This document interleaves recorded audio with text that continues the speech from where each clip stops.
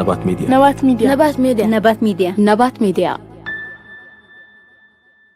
سلامت خاطرتي نبات ميديا كما يكنيهم كما يرلهم أبا زلهم سلامت عنا نعفهم يغون النبنا نلومون كم تلمون زي تفلالي تحسة زلو مدبات كلنا شير لايك سبسكرايب ناقبرنا دما نزي يوتيوب channel أبا معباي كل زكالنا نقبر دقيمنا دقاقيمنا نتوع بغتا نابتلومي أدالينا زلنا حبريتاتات كنبلنا مجمرة بزي أبا تقرأي أقاتي مزلو ناي دركي كونتات محضاري ناي كل تقرأي جنرال تادس ورده مجلتي هيبونيرو نعوز ملكت حسر زوالة حبريتا كلو ناي حبيرنا نكتاتلو سلازي كشاف حزي بيجاكاتم ناو دوات إرتران ناو توفلون خوابتات ناي دو رايان زتمالسوت تحز اللو تمازع ولا إنه زلنا بزحي بتن كامبتاتينا راب زوريا تن كامبتاتينا ينبر تبتين ينبر أو ناي دحننات وي أو ذي ناي هيوت ناي مدحن صراح إنا زلنا هيوت متراف إنا زمزان بزقاطمي إيه أفتنا هيوت متراف صراح زقاطم شقرات بزعيز تمو بشقرات نموذج العزلو قال لي القطر يكون ببخاوي نتزلو وانا كنتات حبريتات أبزه ولو زنبره ويدما مبرهي أبزها بلو أب نايلومي معلت مالتي كمزن سمع زلنا اتي أب كبابي دوات إرترا زلو حزب تقراين كومون أب دبوب زلو قلق فال ناي حزب تقراين أب زحاشة كنتاتي زلو تي تمازبال مالتي كاو استرفقن أب كال كبابيتات زلو كمزي أب على حنسات نريا زلنا دما سب أب حما كنتات كم زلو حصير مبري هيونيرو ويت جبوت نعدنا له تا ناي لايف سيفينج تبال تا ناي هيوت مدحن تبال يبقى محصر خوينا تمازال تزيم كم زيغا كم هاجر ترينا نايس منكس دي حمام أيكون كون زلو شكم أيكون كون زلو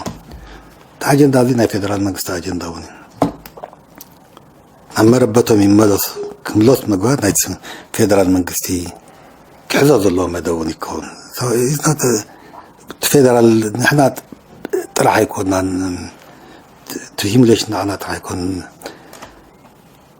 ناي فيدرال منكس توني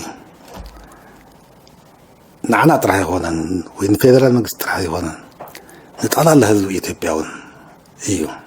كم منكسات حليفون هزب تقرأ يكون نايم كلهم زوجات إثيوبياوني جاس زي خب زي نبر هزبي كتب له لك كاب بتعبر حق زلو كدنك خلص هزبي إثيوبيا ما زبالة كدنك زلو فتح الله كم له صلوا تم غستات زأكل كأكل الله يتملطي أحليف زلو محورة عالمون الله محورة عالم حورات منقصات أفريقيا حورات نايتو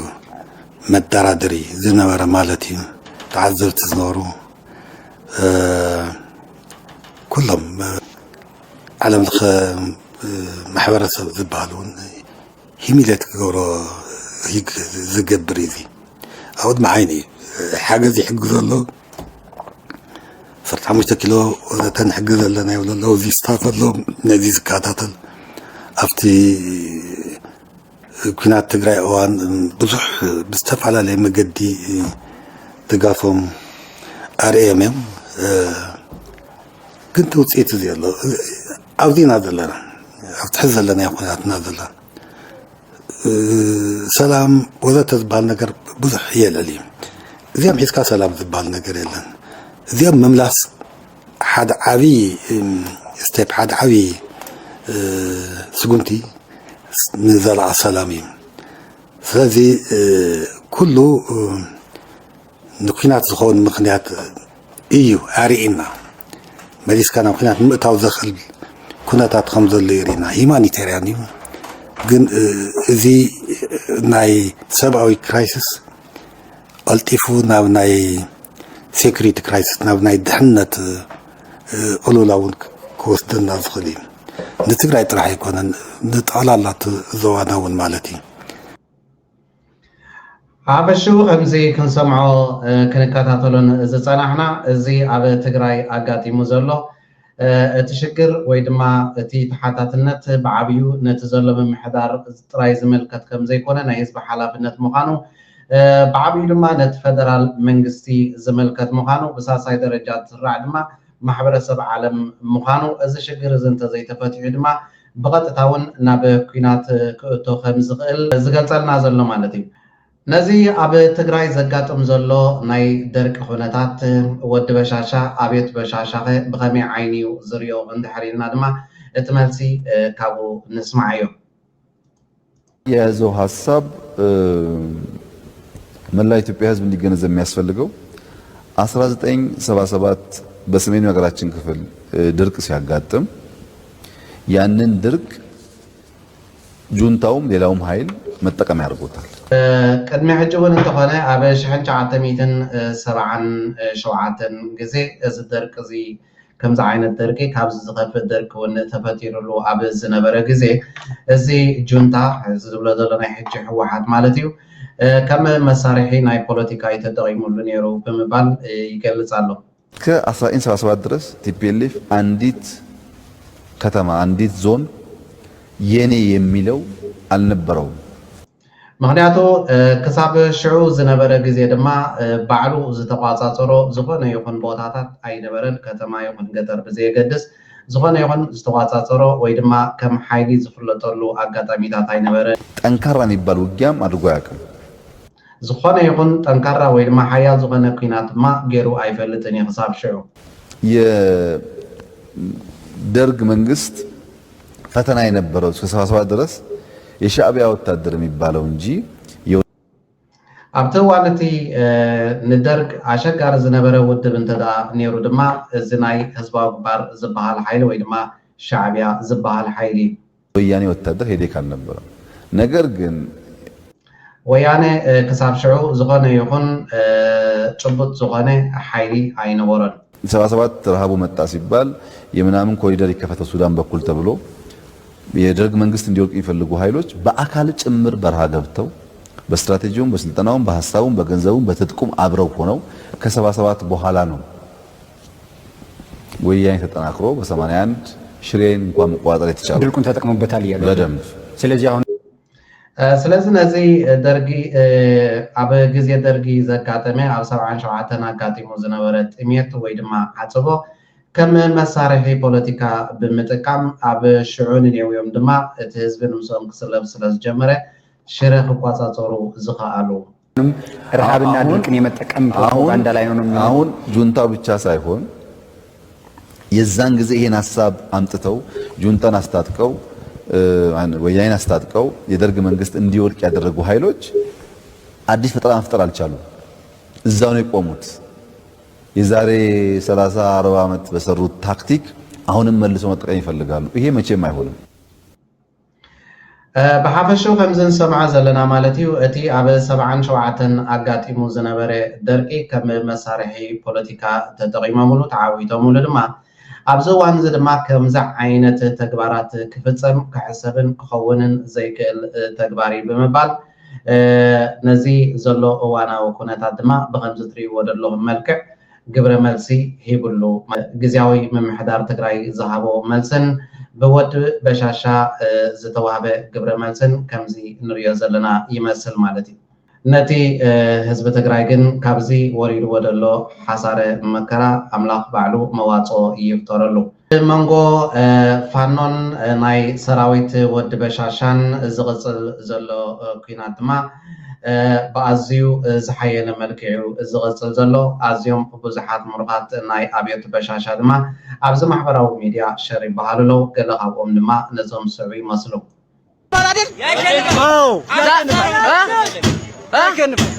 اسكو اورومو ናችሁ እጃችሁን አውጡ እጃችሁን ኋላ እምንነካችሁ አይደለም እጃችሁን ወደ ላይ ኋላ በቋንቋ ተካሽዋል بملؤهم تريهم دلهم أزيم مبزحتهم أبزي تماريهم زلوا بملؤهم كاب أورمو تحابيسهم زمزو وتهدرات أبيت ناي بشاشايم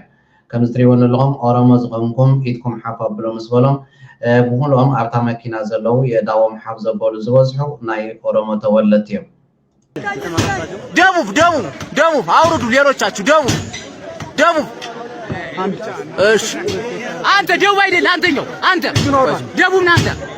واي زنبا تو عاد انت رف ايش ኦሮሞ አሁን ማለት ነው ሁላችሁ ወረዱና አንድ መምተኛ ትይዛላችሁ ደና ሰዎች መምተኛ እዚህ የተመታል አይደል እነዚያን ያዛችሁ ትጓዛላችሁ የራሳችሁን የኛም ካለ ትይዛላችሁ በቃ ምችሉን የተባላችሁ ስለዚህ ካብዚ ሒዝኩሞ ዘለኹም ማኪና ክትወርዲኹም ወጋኣትን ስንኩላትን ስለ ዘለዉ ንዖም ተሰኪምኩም ናብ ተዳሊልኩም ዘሎ ቦታ ክትከዲኹም እዮም ዝብልዎም ዘለዉ ብሓፈሹ እቲ ኣብ ክልል ኣምሓራ ዘሎ ኩናት ድማ ብከምዚ መልክዕ ብስዕረት ናይ ኣብየት በሻሻዩ ዝከናወን ዘሎ ማለት እዩ ገና እቲ ዕርቦቱ ድማ እናቐረበ እዩ ዝኸይድ ዘሎ አንጻሩ ዝቐንዐ አንጻር ኣብየት በሻሻ ዝቐንዐ ሰፊሕ ሰላማዊ ሰልፍታት እውን ይካየድ ኣሎ ንዑዝ መልከት ሕፅር ዝበለ ቪድዮ እውን ኣለና መሳይ መንግስት በአስቸኳይ ይውረድ የህዝብ ስቃይ የማይሰማው መንግስት አንፈልግም ለምርጫ ከመሰብሰብ ህዝብን ማዳን ይግደም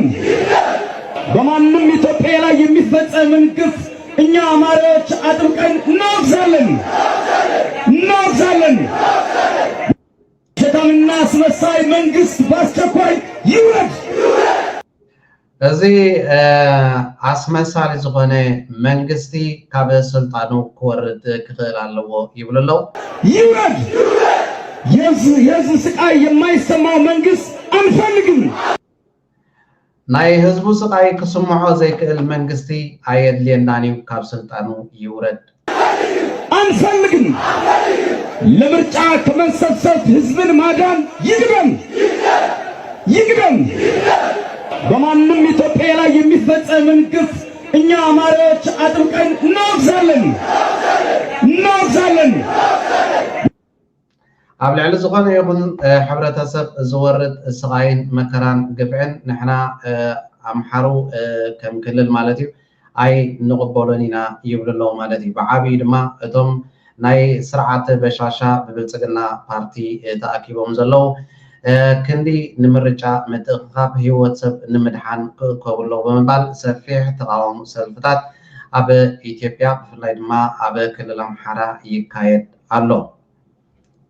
እቲ ኣዝዩ ዝገርምን ዘደንፁን ተግባራት ኣብዚ እዋን እዚ ኣብ ኢትዮጵያ ብፍላይ ድማ ኣብ ባንክታት ናይ ኢትዮጵያ ናይ ሃብታማትን ከምኡውን ናይ ማሕበራትን ወይ ድማ ናይ ቤተክርስትያናትን ናይ መሳጊትን ዘካየድ ዘሎ ናይ ገንዘብ ዘረፋ ዝምልከት ድማ ሕፅር ዝበለ ሓበሬታ ኣለና ሰማቸው አስደንጋጭ ነገሮች ናቸው ያሉት አነሙት ባለፈው ከባለ ሀብቶች ጋር በተያያዘ ቀጥታ ከባለ ሀብቶች አካውንት ያለነሱ ፍቃድ ባንካቸው ውስጥ ያለውን ገንዘብ እየወሰደ አገዛዙ ሰርቼ ከፍላለሁ እያለ እንደሚሸመጥጥ ሰምተናል ኣብ ዝሓለፈ እዋናት ብዘይ ፍቃድ ናይ ብዙሓት ሃብታማት ኣብ ኢትዮጵያ ዘለው ብዘይ ናቶም ፍቃድ ካብ ባንክታቶም ገንዘብ ወሲዱ ክጥቀመሉ ተራእዩ ነይሩ እዚ ገንዘብ ድማ ሰሪሕና ክንከፍለኩም ኢና ብምባል አተዓሻሽቦም ይሄ አልበቃ ብሎ ዛሬ እንደውም የሰማነው ሪፖርት ደግሞ ከቤተ ክርስቲያኑ አካውንት በርካታ አካውንቶቹ አንሙት በቀጥታ ባገዛዙ ገንዘብ ከቤተ ክርስቲያኑ አካውንት እንደሚወጣ ነው እየሰማነ እቲ ዝኸፍአ ነገር ከዓ ኣብ ካልእ ጉዳይ እንድሕሪናዮ ድማ ካብ ናይ ሃይማኖታዊ ትካላት ብፍላይ ድማ ካብ ቤተክርስትያናት ማለት እዩ ዘሎ አካውንት ወይ ድማ ሕሳብ ገንዘብ ካብኡን ብዘይ ፍቃድ ናይተን ትካላት ወይ ድማ ናይተን ኣመንቲ ትካላት ማለት እዩ ካብኡን ገንዘብ ተጠቂሙ ወይ ድማ ገንዘብ ወሲዱ ይብለና ኣሎ እጅግ በጣም ከፍተኛ ገንዘብ ያለ ቤተክርስቲያኑ አውቅና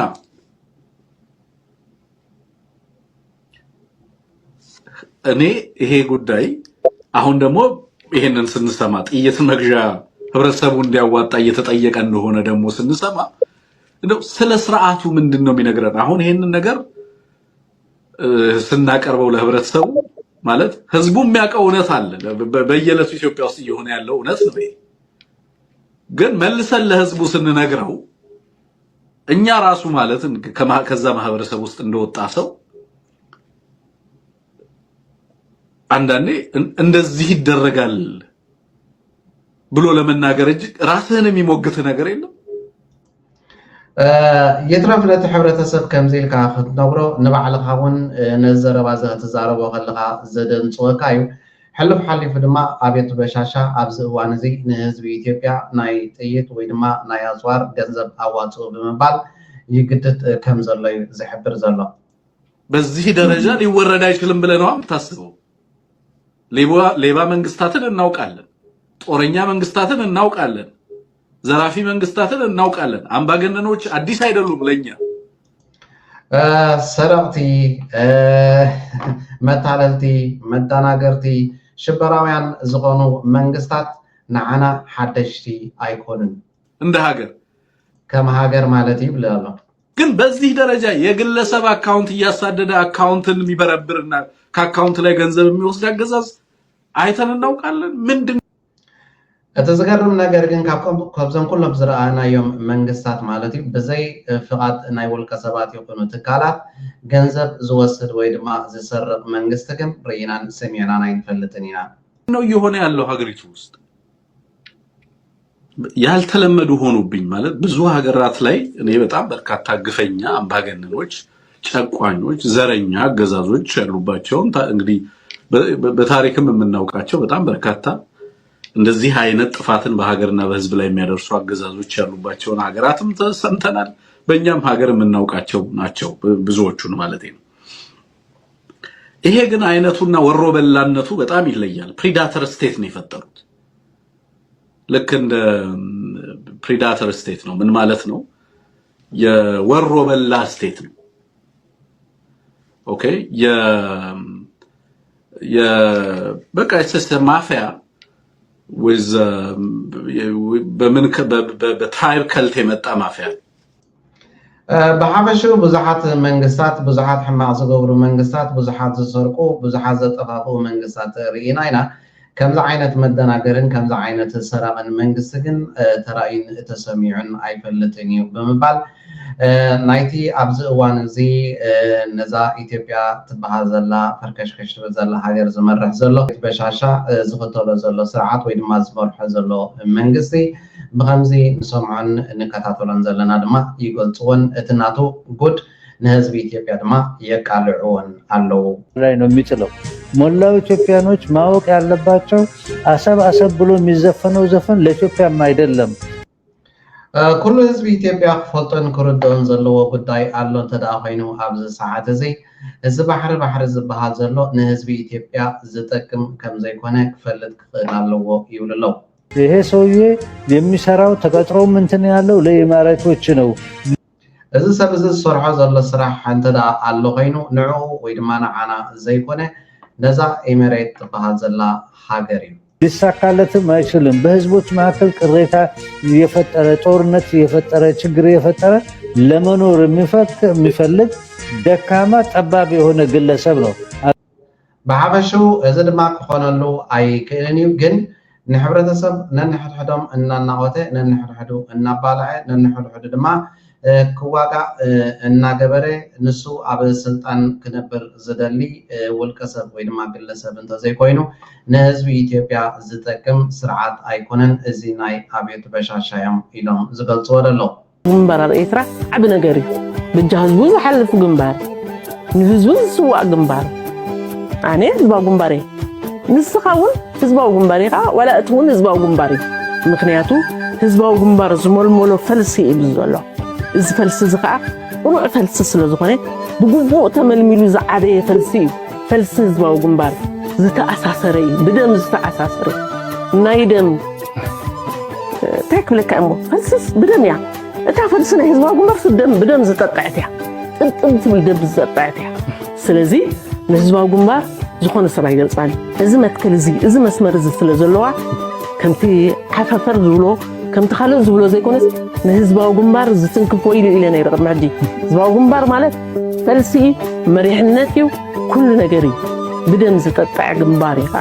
لومي عدالينا زنبرنا مدبات نزي زتقاطات لكمو يمثل نيرو أبي كتالي بخالق فليز بلا مدبات كسابن الرغب أبزز لكمو سلام انتعنان نعافم يكون نبات ميديا